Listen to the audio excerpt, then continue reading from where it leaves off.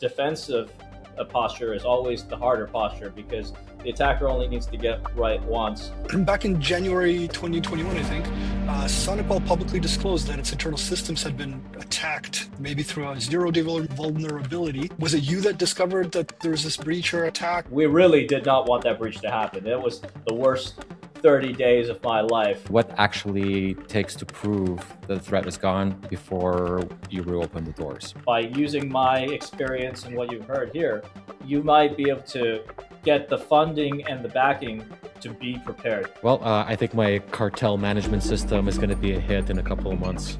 Online cartel management system. Right? Yeah, vertically integrated, farm to customer. Today on Full Metal Packet, we're going inside the first 72 hours of a breach that hits different because it happened to a security vendor. Our guest today is Mo Balakrishnan, who's the CTO at Schools Insurance Authority and the former security architect who was sitting in the room when SonicWall got hit in 2021. Not watching from the sidelines, in the room where the calls got made. We're not here to talk 0 days or patch timelines. We're here for the real story and what actually takes to prove that the threat is gone before you reopen the doors. Mo, before we dive in, I saw you started your career as a geophysicist, literally discovering chromite deposits in Canada. I believe that's the thing that makes stainless steel stainless. Walk us through the first career leap and what pulled you out of rocks and into firewalls. That is true. That is where I got my start. I was up in northern Canada, the James Bay lowlands, living in a tent in minus 60 degrees Celsius, working for a junior venture mining company, which is who do all the exploration. And yeah, I just got a job out of college, and somebody took a chance on me, and I had a background in science, so I went up there. It was more of an adventure. I didn't really know what I wanted to do. I went up there.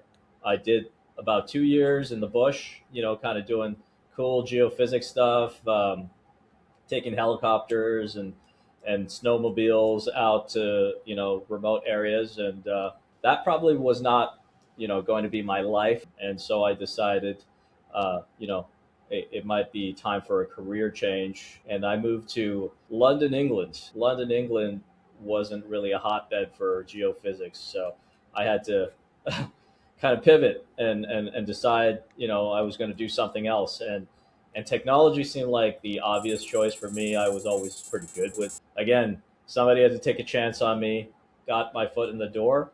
And then I started working for a small firewall company, which was traded on the NASDAQ at the time, called SonicWall. And that's where I got my start, right at the bottom, working in the London office of a kind of a multinational corporation. And then one thing led to another. SonicWall got acquired by Dell, so we became Dell. Then there was a need for somebody to take up a spot in Santa Clara, California. And they, since I was already from North America, they always thought about me. And so they brought me over. I got that chance and then quickly became a security engineer. So I started to specialize in security engineering and firewalls and architecture, security architecture, and one thing led to another. Eventually, after many years, I became the security architect at SonicWall. And after that, I moved out of the Bay Area and went over to live in Sacramento in the Central Valley, which is a whole different vertical. It's mostly government and healthcare and other services, and I ended up at a university, the University of the Pacific.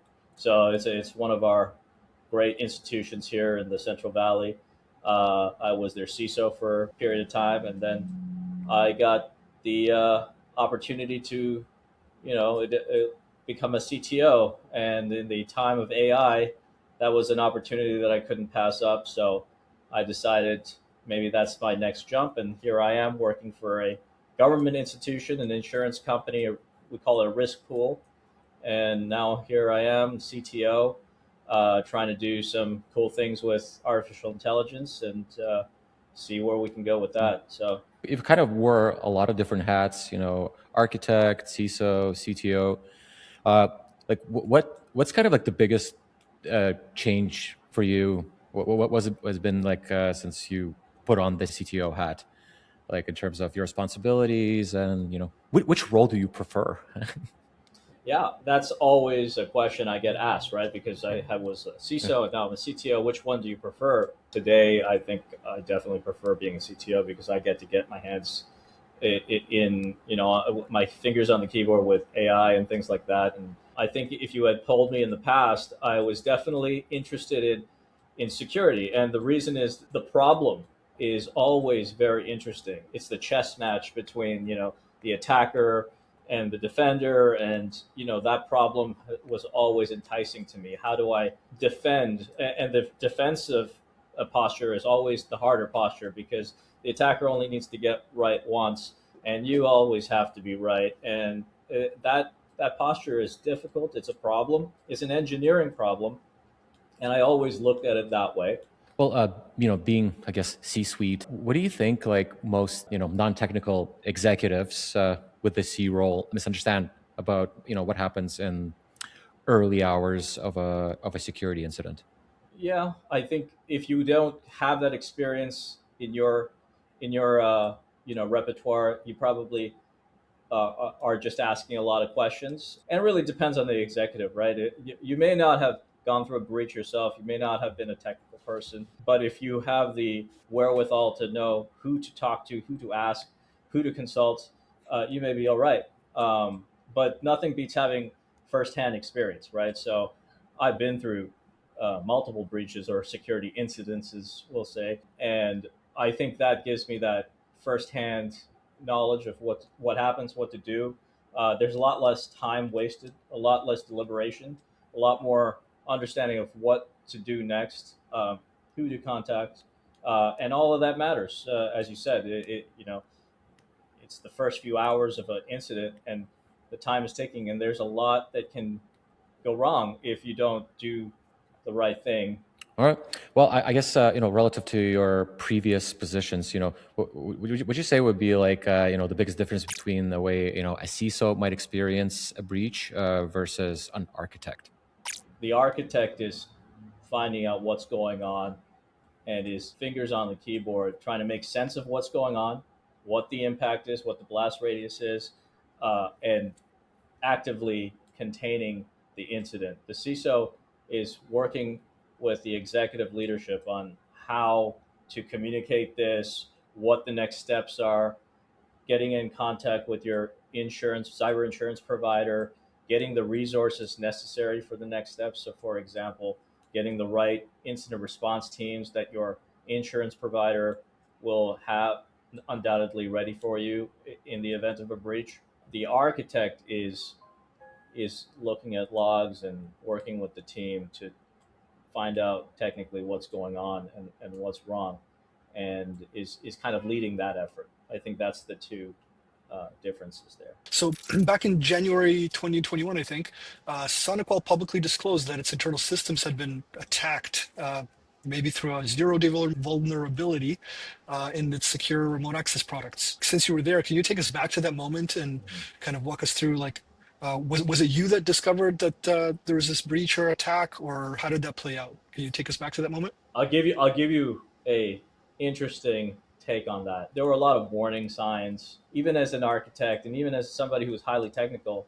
There were a couple of warning signs. It wasn't all on me. It was a group mess up. But so when somebody is doing a scan, we had systems that would kind of alert us that a network sweep scan was happening. I remember it very well because it was Martin Luther King Day, and I was off. It was a holiday, and of course they choose holidays to do these things. I got an alert on my phone.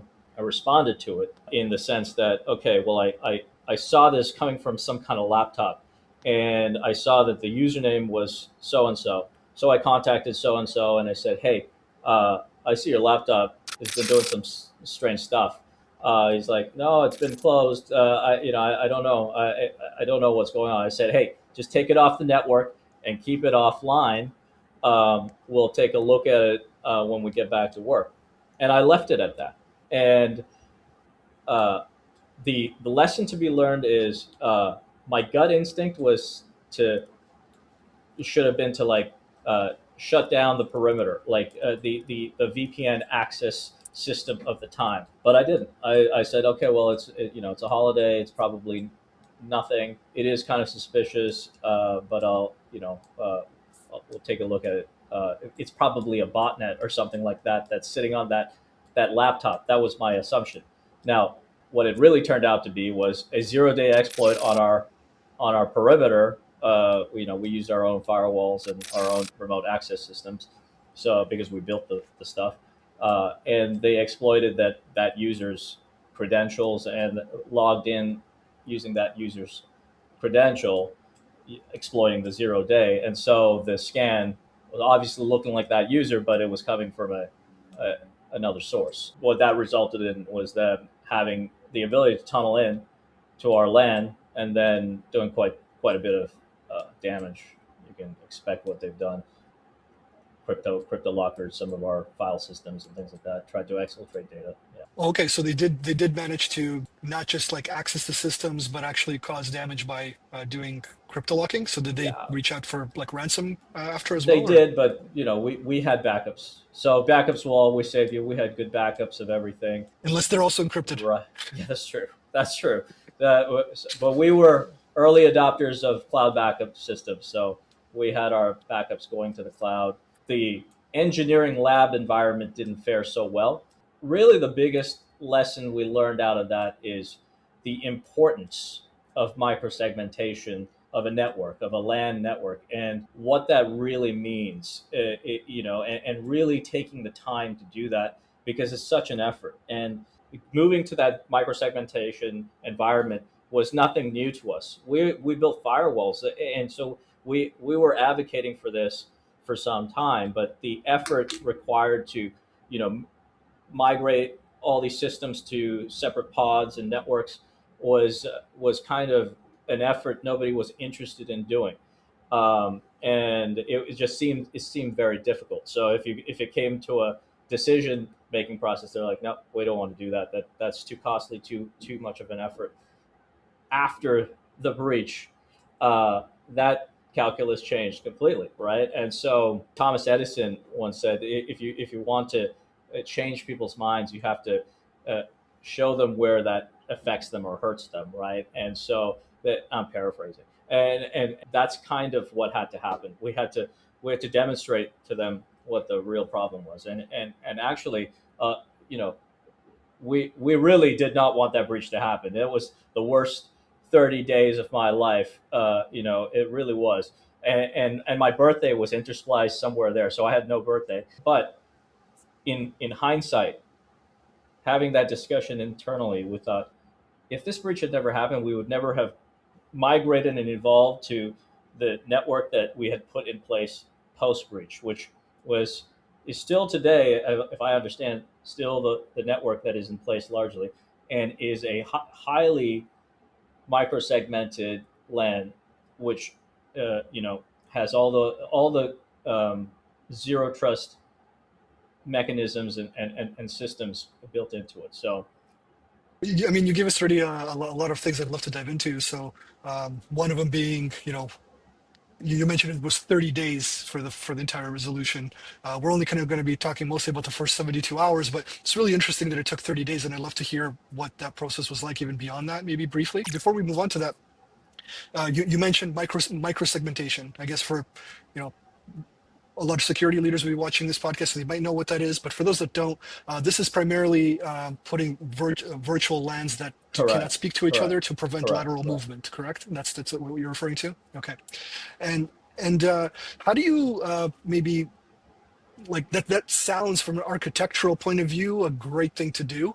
As you mentioned, it's a lot of effort. So until you had a 0-day, right? Like no one thinks they're going to have a 0-day until they have one, right? Because you can plan for anything, but you can't plan really for a 0-day. You have to just assume you're going to get compromised, and then what do you do? So in this microsegmentation framework, how do you actually still give the people access that need access to all the microsegments? And how does that affect your I guess hierarchy or access controls and things like that? Has that improved a lot, or has it changed with like these I guess zero trust environments that everyone's kind of moving towards now? the model that you would have to use.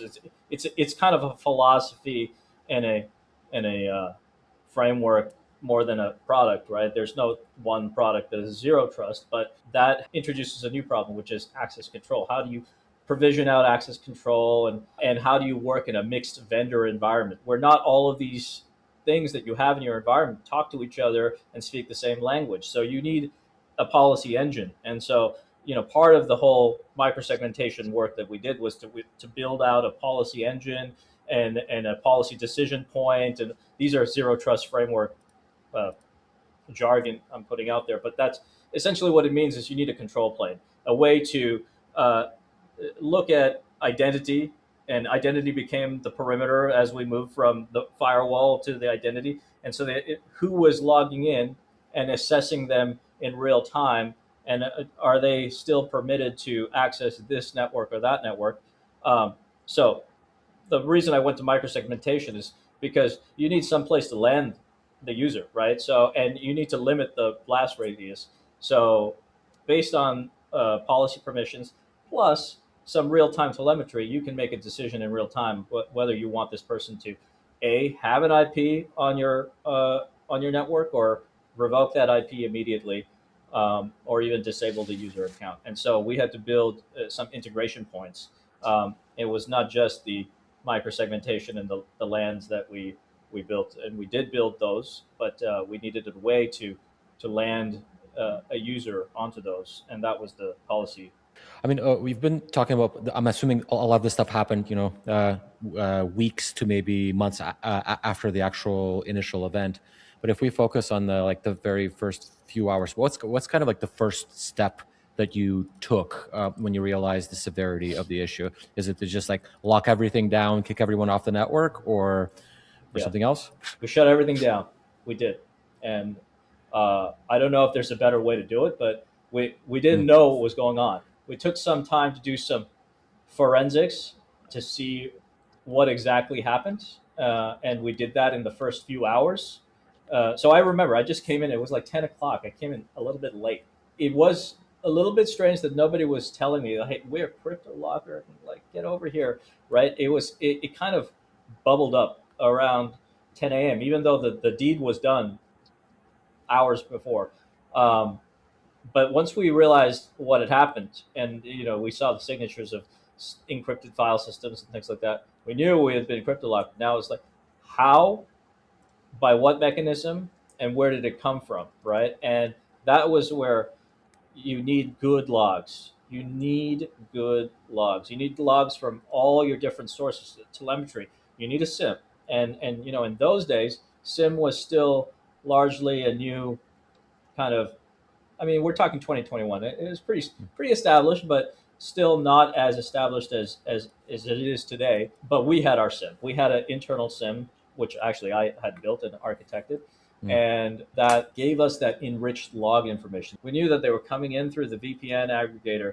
We knew that they moved laterally from this network to that network. We knew where they did their scans, and we could kind of piece together a story. And they're like, "Oh, all right, now we know what we need to do. We need to first shut down the perimeter," and that's what we did. We literally unplugged the internet router, and you can imagine what chaos that did to a remote workforce.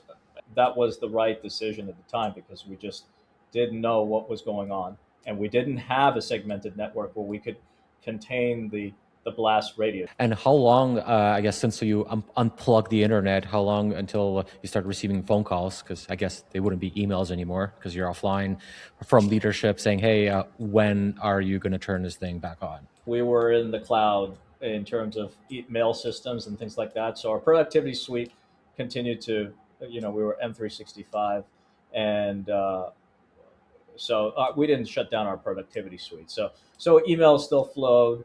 People were understanding. What I really appreciated about that was everybody in engineering, who used to give me a lot of grief about this, that, or the other, just gave me space. They're like, "You know what? These guys are going through some stuff right now," and everybody kind of just tried to do what they could do without hollering about this access or that thing, or this firewall rule change. So we got a lot of space to kind of deal with the problem. How long did it take until you could plug that internet back in? That was probably within the first 12 hours. We were having leadership calls where the question was like, okay, we got to bring it back up. We got to bring the company back up. We can't, have the engineering environment and everything blocked off. There were a few voices, but I think mine was the one that was like, hold on. In life, there isn't always just this, very rarely binary decisions. It's always like, turn it on or turn it off, or, do this or do that, right? There's always nuance in life. And so I, I, I wasn't an advocate of just keeping things off. I knew that we needed to bring the network back up, and we needed to bring it back up fast. But I was against the idea of just putting it back on and letting the bits flow through again, because we just had no idea how much access they had, whether they had a persistence in our network, whether they had command and control somewhere. Certainly, I would have done that if I was on the other side. And so my idea was to start that microsegmentation in the first few hours of the breach. So what really helps in a breach is having an out of band stack, separate stack for everything. So I had a separate Jira, a separate Google workspace for us to bring people in and and the new domain to start communicating out of band, because we couldn't trust our corporate communications. We don't know where these people are and what level of access they had into our network. So everything was suspect. Even emails were suspect. So we were not communicating on those regular channels. So we had a completely separate channel and workspace spun up just for this purpose. And we spun up a Jira, and we got all the engineering leaders who needed access to it on there, and we just did it manually. We said, okay, put in requests, open up this network to this network, open up this network to this network.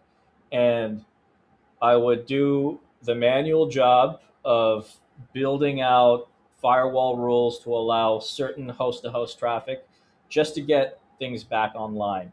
So I guess the way I understood that is kind of like you built like this parallel network, and then you essentially just migrated folks to it, and then you killed off the thing that was compromised and just burned it to the ground. How do you know that whatever was on the initially compromised network still there and hasn't moved laterally to your new network? We brought in firms to help us do that step, is to do the full forensics. We just needed to bring things back online. So we didn't burn everything to the ground and just build a new one. We brought up the existing network in a controlled way, in the sense that we did host to host traffic. So we said this host can access this server right here, because that was a lot of the build servers needed to talk to another server, or somebody needed to have access to a server. So we would do it in a controlled way. And we say, well, this is a known good host, and this is a known good host. We check that out. And so we can have this communication, and we can whitelist it. And so we would build it back up. And that was a laborious process, because you're guessing like all these requests coming in, and there's only a few people we trust to make firewall rule changes. And so we had to build it back up. And the reason for that was still the most expedient way, rather than building a brand new network or all of that would entail. And then in parallel, we were bringing in our Microsoft Dart and other vendors that we used to help us with the incident response and the forensics and understanding what exactly happened. And that was a much longer process. So is that all from backups? Like everything came back from backups, or just like fresh machines? Or oh yeah, were you not everything was crypto locked. Only a few Okay. things were crypto locked before we discovered what was going on, and kind of we shut things down pretty early. As soon as we found out something was happening, we're like, okay, something's happening. We got to shut all this stuff down. Mm-hmm. And so, like, what would be like if you had to estimate? I guess it's been a while ago. At which point, since let's say hour zero, that you were 99% confident that this breach has been contained and the initial attack vector has been eradicated or contained in some place? I don't know if we ever had that full confidence. We were always since then, after that, we're like, well, we just need to take things more seriously. We started to get firms to come in and do serious pen tests on our environment, more than just annually, but more periodically, and start to really harden out our environment. I think a lot of the problems was being in an Active Directory Windows environment. There's just so many vulnerabilities to that, and so and a lot of that was exploited and continued to be exploited, right? So our domain controllers and things like that. So at the time, the best option was to move to a microsegmented environment because you couldn't trust the servers themselves to be, to just patching them to be, you know, is sufficient. You needed an extra layer, defense in depth, and so the fact that we could block things at the interface, the firewall interface, helped us, and we had the ability to scan deep packet inspection and things like that. So we had capabilities with the firewalls that allowed us to do more advanced things. But even still, they're like, what about outbound policies? A lot of people didn't real outbound policies are the worst because our outbound policy was terrible. It was just like go anywhere on the internet. That was our outbound policy for our server network. I mean, I get it for a user network, but and so that's the thing. We had no distinction between a server network and a user network, other than IP space. You need to segregate your traffic, and if you have, here's the problem: if you have an outbound rule space that is permissive, uh, that allows an attacker to reverse proxy out and gain command and control. And so you are always in danger. And so what we did was we shut down our outbound internet. So that's another thing that we did. We just said no outbound internet. So no inbound internet, and then we allowed some inbound internet and no outbound internet for servers. So all our servers stopped communicating with the internet, right? And so that was one way to stop anybody. So you asked me, how do I know nobody was still in the network? Well, how could they have control when they have no line of sight, right? So I cut off their line of sight. How did you know that like the new thing that you brought up isn't going to get the same problem, right? So if it was a zero Sure, day, meaning you can craft certain packets to the endpoint and then gain access again, sure. right? So obviously you can't move laterally because you brought up all these walls with the micro segmentation, but still, did that go through your mind? Like, hey, this could happen again on this new system that we're bringing up, day 3? We know which device it was. We know what kind. It was one of our SonicWall devices that we built, right? So there was exploiting our code and our devices, right? So we knew what device it was, and we also knew that this was running a alpha build or something like that, which is never a good idea. Here's another pro tip: don't run your alpha builds as your I know, I get it. Eat your own dog food, but you know sometimes you're eating dog shit and not dog food, right? And so like you don't want to run your alpha code on the front end of your network. And so those are practices that needed to change. So a lot of process shift had to happen, right? Plus there was this vulnerability that was exploited. Plus the security standards have to be universal. You can't have one standard for corporate systems and one standard for engineering systems, especially if those two environments are not completely air gapped, because your corporate environment may be great, and you may have adequate system controls there, but your engineering lab may not have those same systems controls, and that was definitely the case in our scenario here. That the engineering lab had far more lax security controls because they think, oh, it's just a lab machine. It's just letting me. I'm just developing on this. And I need a real world scenario. The engineers will always be like, I need real world traffic, and I need to be able to test this in a real world environment. What did this incident teach you about how to how the breach response should work? Um, you know, is there anything that like your playbook? I'm sure there was like some sort of incident playbook that team or your CISO at the time had? Was there anything in there that you learned that says, hey, we should do something differently next time, or how you do things differently now? You should have a playbook. I think we did not have a playbook at the time. You should have one. You should know what you're going to do. We kind of winged it. Um, Also, get your insurance provider, your cyber insurance provider, involved immediately. And what that is one thing we did well. We did do that. We got our insurance provider, and we got the FBI involved, and we got the right people involved because we didn't know if there was data exfiltration that was something we had to worry about, or turned out it wasn't. It didn't really take anything that was of real value. We had backups. Do they deploy staff to you physically, or is this all done kind of virtually? At least in my experience, it's all remote. So, for example, we at the time we were dealing with FireEye. FireEye was Mandiant FireEye, which is now Google Mandiant. They were a response team, and we used their product to, and we had to just deploy it en masse to everybody, and that was the forensics tool we used to kind of piece together all that happened.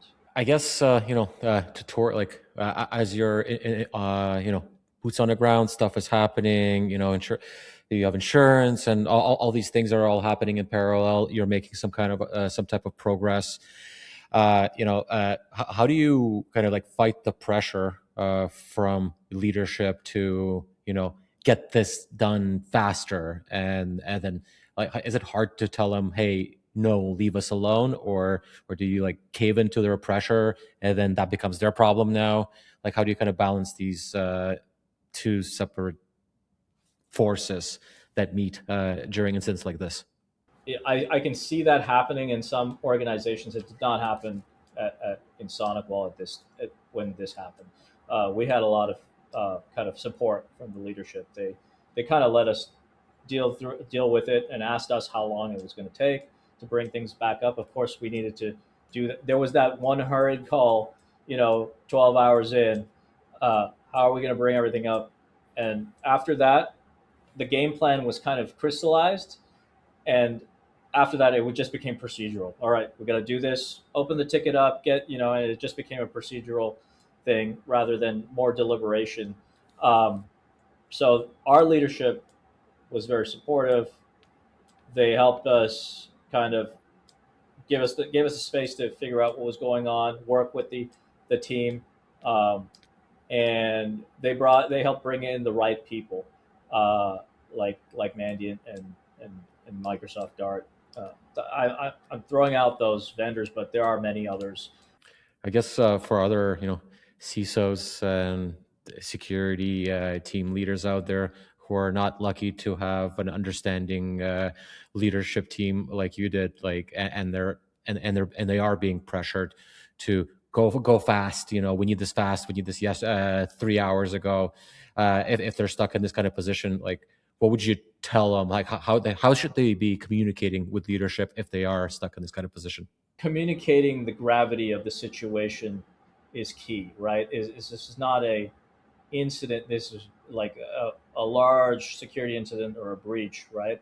Now you should be careful not to call, like, using terms like breach have legal consequences. So if it's not a breach, I would hesitate to call a security incident a breach, or even use that language, um, especially if you don't know what exactly is going on. You should hesitate, and you should be like, this is a security incident. And that's kind of the way we dealt with it in the beginning. We called it a security incident. We're dealing with it like, even though we knew pretty well what it was at the time, on the ground, but we were very careful to call it what it was until we eventually came public with, okay, we were breached, right? But that's something you should leave to your lawyers, should leave to your legal counsel. You need to get your legal counsel in on this, right, and have communication. So for to answer your question, you should not be in an adversarial relationship with them. You should be getting them in the room with you. So the CISO and the legal counsel need to be communicating, a lot, if not hourly, at least daily, on what the status is, what's going on, and the legal counsel is helping understand, well, what are our notification requirements, what are our other requirements that we have to do, if there's PII or other data lost, who are we going to inform? Do we have to tell our customers? Are our customers involved in this? All of this stuff. Of course, the 0 day, you have to talk to your engineering team to put out a notice about, okay, well, we've discovered this 0 day. We got to patch your systems and all of that. And so, a lot of that has to be done. So I would say you really don't want to be in a situation where your leadership is pressuring you. They should be kind of working with you. I think in this case, you kind of mentioned it, that like your customers weren't affected, like they were not the ones that were breached or had outage, right? Like they were up and running, their businesses were not losing money at the time, and even SonicWall at the time, yes, it had an outage, it's disruption, but it wasn't an outright kind of like burning money per hour situation, right? Where you're just losing revenue, losing reputation, and losing things, and like bleeding the company dry hour by hour, which in some breaches in some companies, that's actually is what's happening. And under those circumstances, I can see leadership being much more nervous about how long things will take. We were burning money because we're burning salaries. Okay. We're paying people. Well, yes. We're paying people to kind of sit idle for a bit, right? And for the most part, because they didn't have access to systems, so it was burning a lot of money. And that was a few days? It was a few days. I would say that's fair. That was fair. To get everything really back online, it was a few days. Yeah. So that's could be a nice little long weekend for some. Right. Not you. No. No. It's a long month for me. There was definitely a financial impact from this breach in terms of salary time lost, just the cost. There was a claim made, so we probably recouped some money based on the consultants we had to bring in, but all the new hardware we had to buy and things of that nature. Just the business interruptions that happened with the refit and the evolution of our network and things of that nature.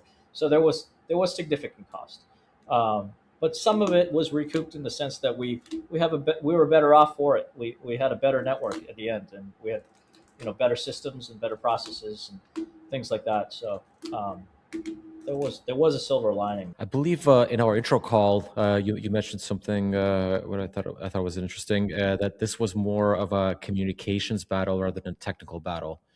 Can you maybe elaborate on that? Yes, because oftentimes what you have to do technically.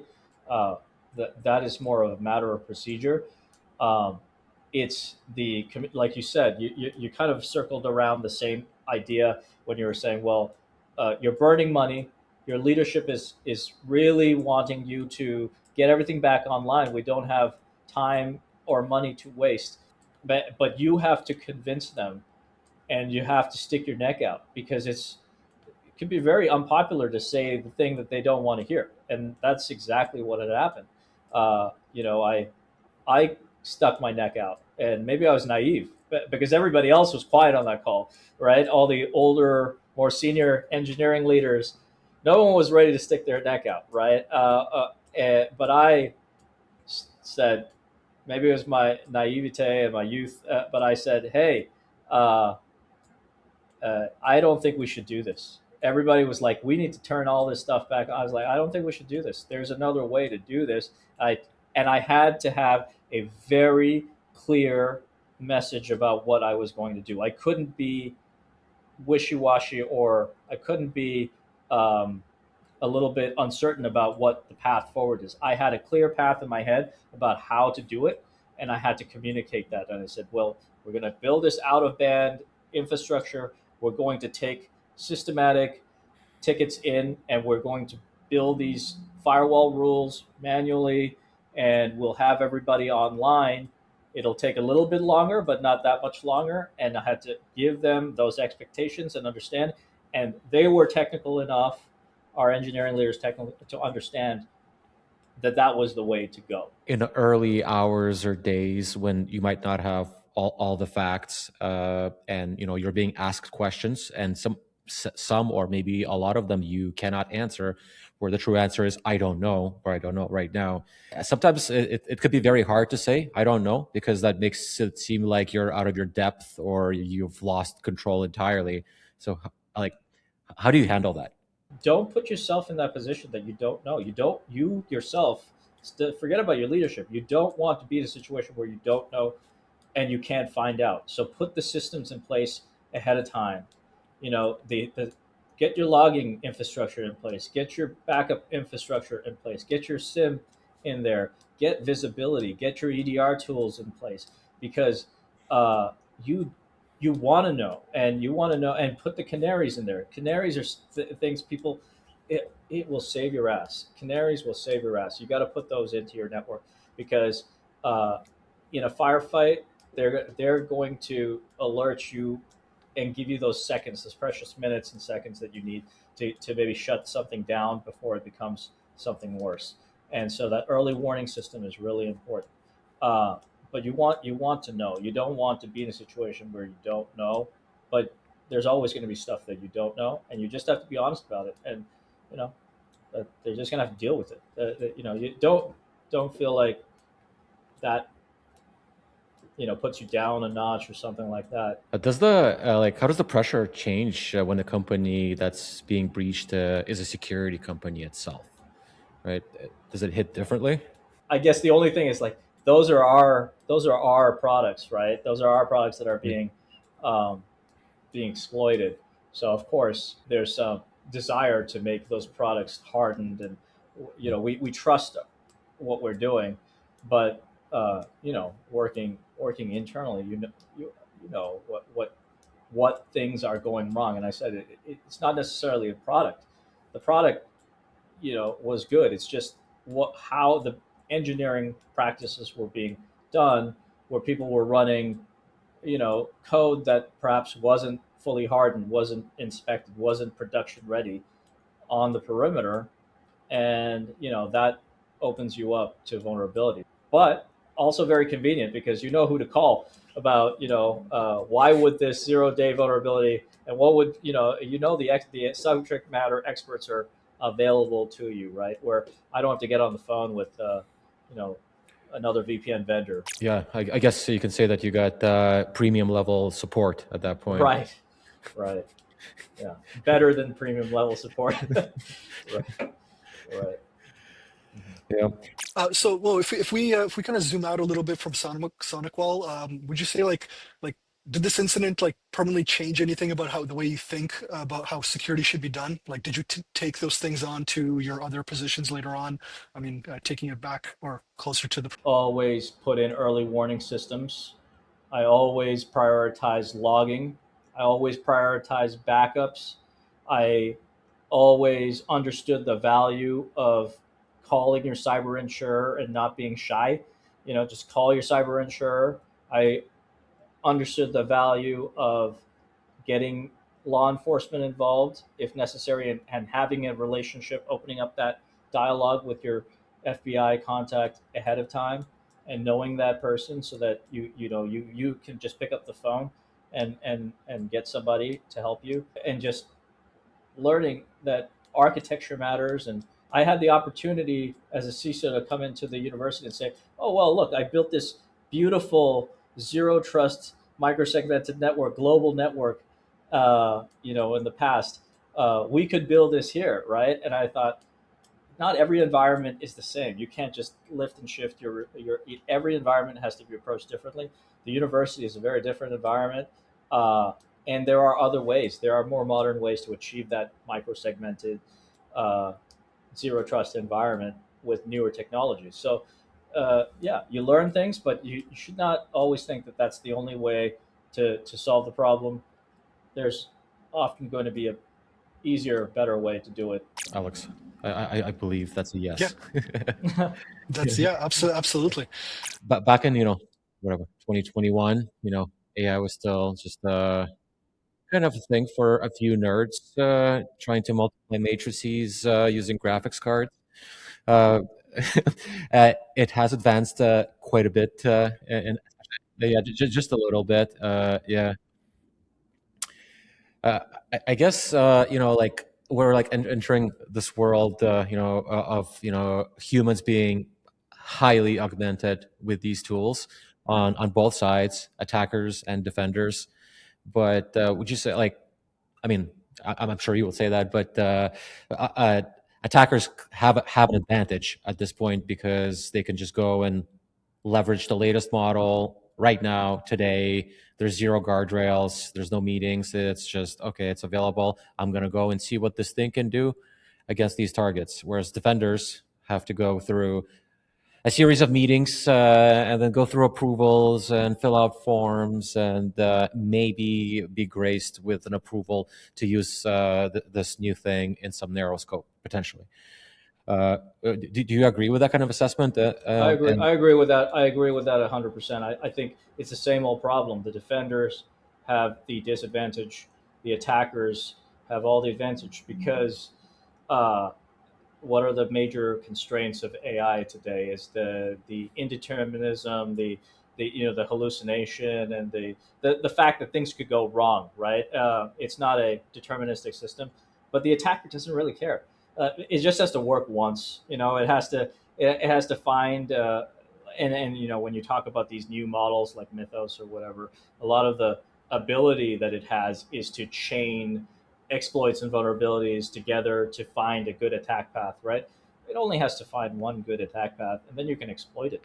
On the defensive side, that's very different. You can't just say, "Hey, LLM, go scan all my code, go do all this," and it's not going to do that. It's not. It doesn't have the capabilities to reliably just autonomously scan your code, do all the things that engineers do, the SAST, the DAST, all of that stuff, and then give you an output and say, "Hey, you clean bill of health, and I'll do this tomorrow," right? No, you still need. There's still a lot more tooling that needs to be developed. We talk about what really differentiates AI models. Is not necessarily the next iteration like 4.8 or Opus 4.8 or whatever, ChatGPT 5.5. It's the harness that really uh, makes these things even more useful every day. They build software scaffolding around the LLM, which allows it to do chain of thought reasoning and other higher level functions, and it's getting more and more sophisticated. So what is it telling is that the scaffolding is a very important component of AI and LLMs.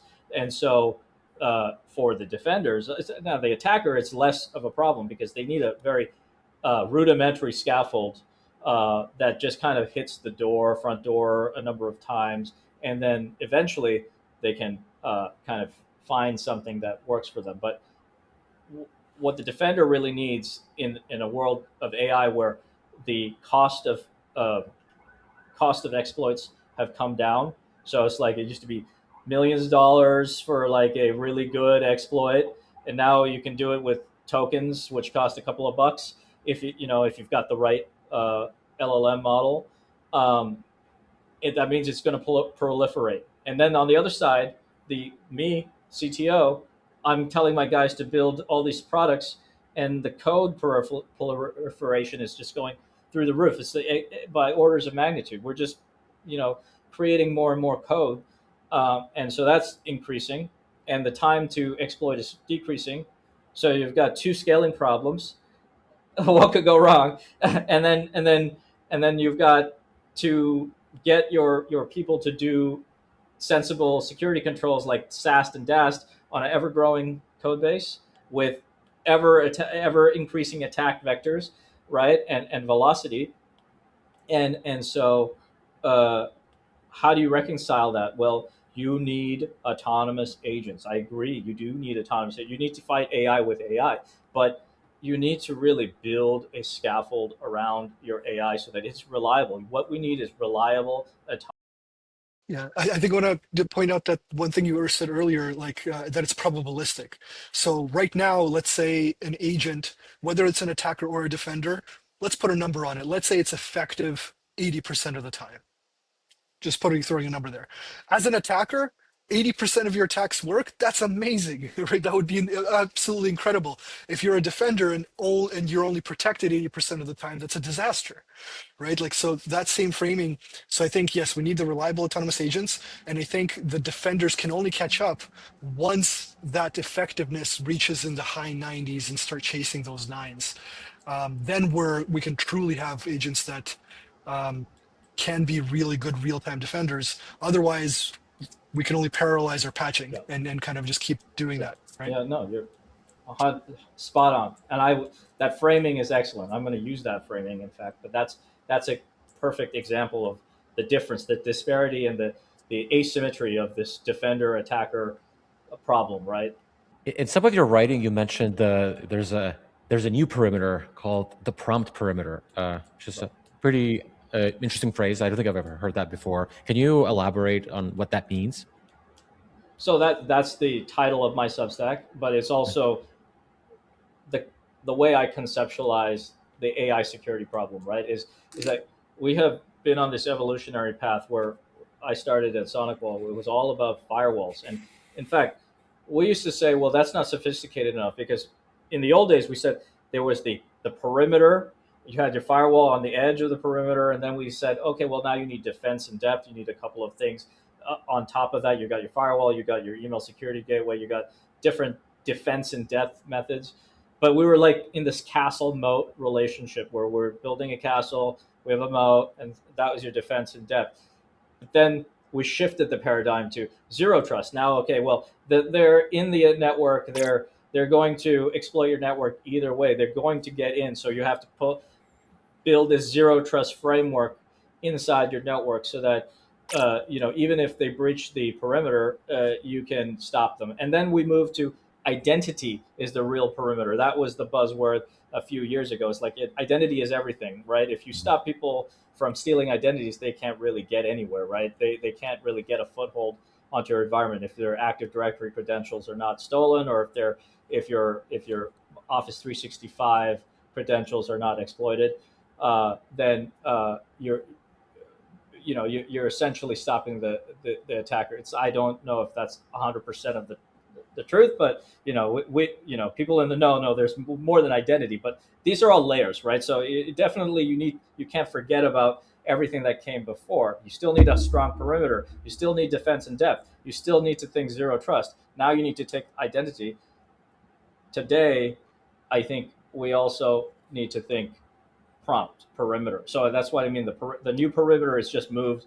So the identity is the perimeter. Now prompt is the perimeter in the sense that people are putting all sorts of information into these chatbots, these text bots, and that perimeter is very wide because it's like somebody's AI service that they built the AI wrapper around, right? And then, or it's the frontier models, and it might be that person's personal open AI account, or it might be your corporate tenant that you have, but you still don't have access to that. Open AI runs that for you, or it could be an IDE that somebody's using, and they're using an agentic interface in that IDE. It could be one of those. It's not a web browser. It could be OpenAI's .NET application, and or Anthropic's, right? And so, or it could be in the terminal because Cloud Code works in your terminal. So there's the perimeter is the prompt. It's not the interface, right?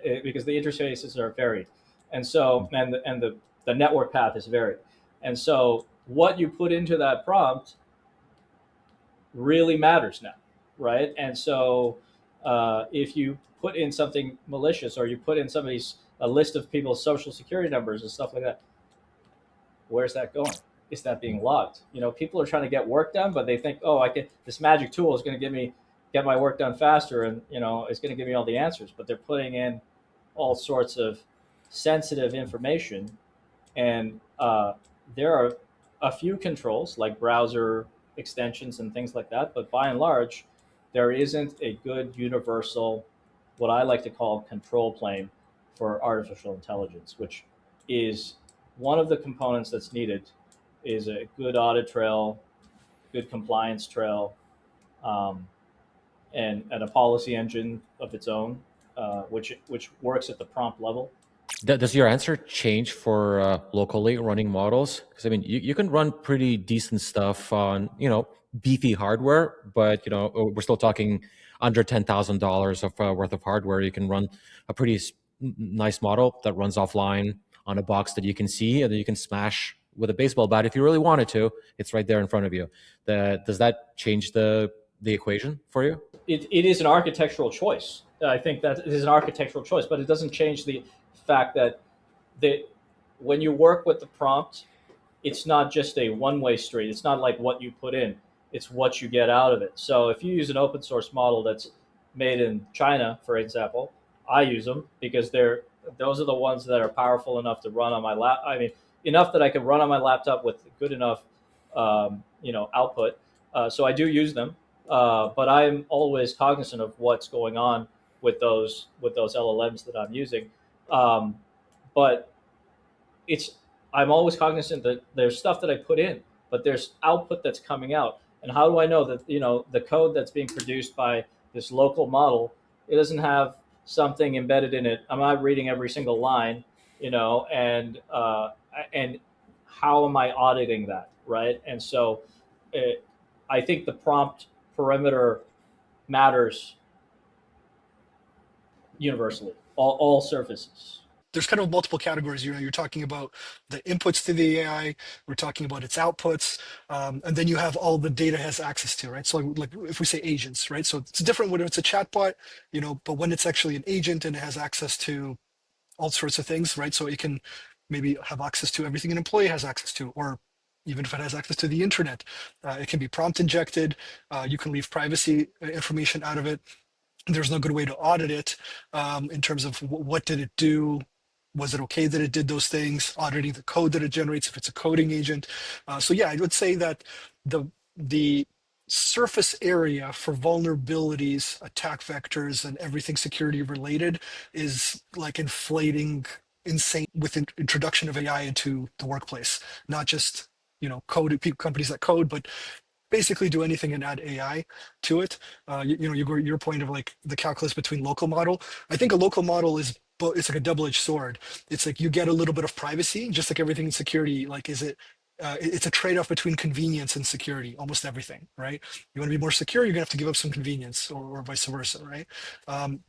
So with a local model, you're basically going to get some privacy.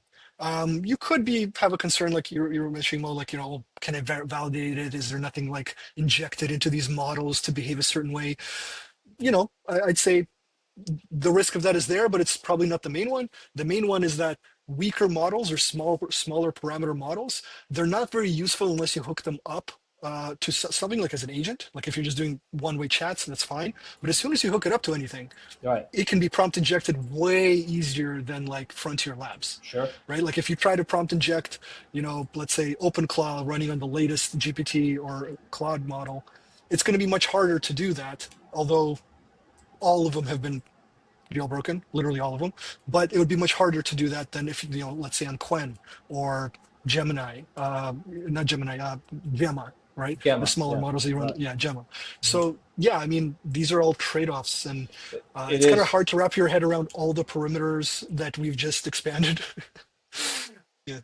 To kind of hone in on your point, is an architectural choice. There is a trade-off. It's a security thing that needs to be taken into consideration. So, there's something called obliteration, right? So, where you can change the weights so that all those safety settings that have been built into that model, because you have open weight model. That's the problem with the open weight model. You can tweak the weights. You can change them, right? That's great. It makes it open source. Gives us capabilities.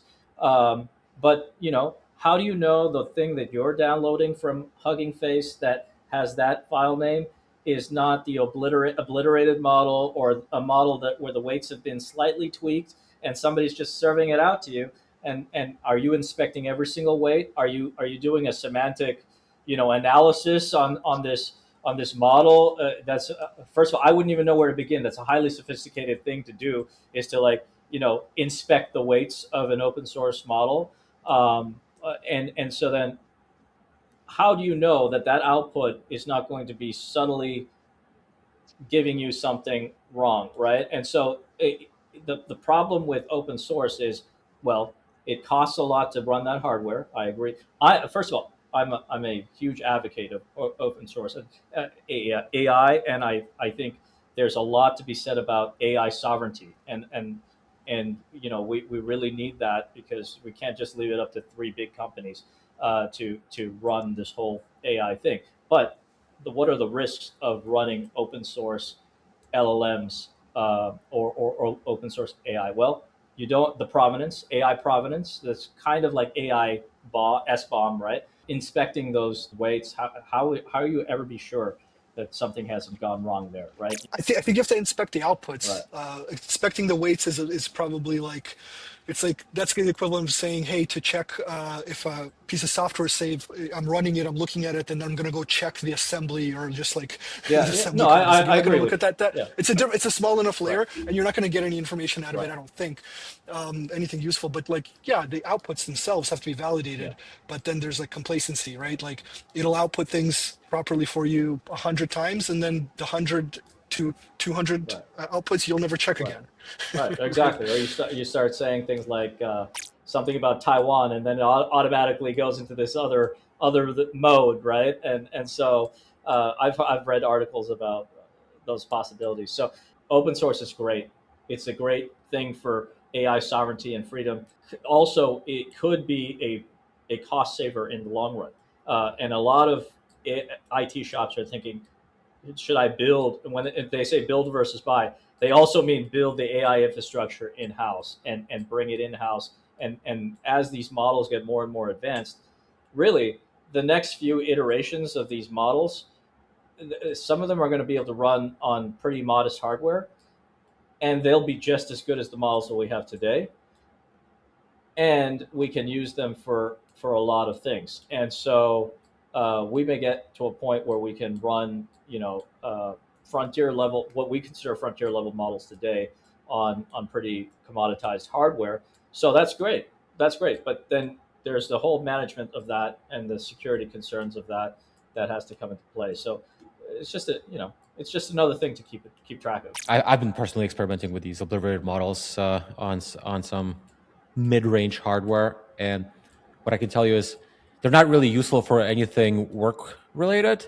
Right. but Right. they are really really fun if you have a strange sense of humor and you Right. Right. like certain types of outputs. Sure. They don't refuse any commands, basically, and Yeah, yeah. that is It's very that's refreshing in that sense. It's like yeah. you're not being Right. judged. It's just, I have this request and you get an answer. It doesn't preach, it doesn't say, Right. "Oh, how dare you ask me this? That's so Right. inappropriate." Yeah, It just does it. it's uncensored. Yeah, It's it's just it's uncensored. It's uncensored. really good. That's what it is. It's an Yeah. Yeah. uncensored model, which in itself is not a bad thing. They're the people who are developing these things, have their own moral take on that, and but I can see that. Well, and legal Right, obligation. legal And legal obligations, right, obligation, and so I can right? see why this would be a problem in the hands of the wrong people, right? That they could certainly use the technology to do some harm, whether it's cyber crime or other things. So it's definitely a sensible safeguard. It's a debate. It's difficult. I sometimes fall on one side of it, and sometimes fall on the other side. So I don't have a clear opinion myself. Well, I think my cartel management system is going to be a hit in a couple of months. You're building a online cartel management system, right? Yeah, yeah, yeah. Vertically integrated, farm to customer. Right. That's All right, great. we're to leave the listener with one thing to remember from anything that we discussed or didn't. Just a sentence or two, or a thought. Yeah. What would that be? Be prepared. We talked about the breach. Be prepared. Just you know, that's just this is and it's hard to communicate that to a organization that's never gone through the experience. But once you've gone through the experiences, it's always a no-brainer. But if you can communicate that pre-breach to your leadership by using my experience and what you've heard here, then you might be able to get the funding and the backing to be prepared. Invest in the tools that you need. Whether you get breached or not, you may still get breached. You want to know what's going on. You don't want to be like, well, I don't know. And that's not for anybody else but yourself, because you'll want to know in the middle of that what's going on.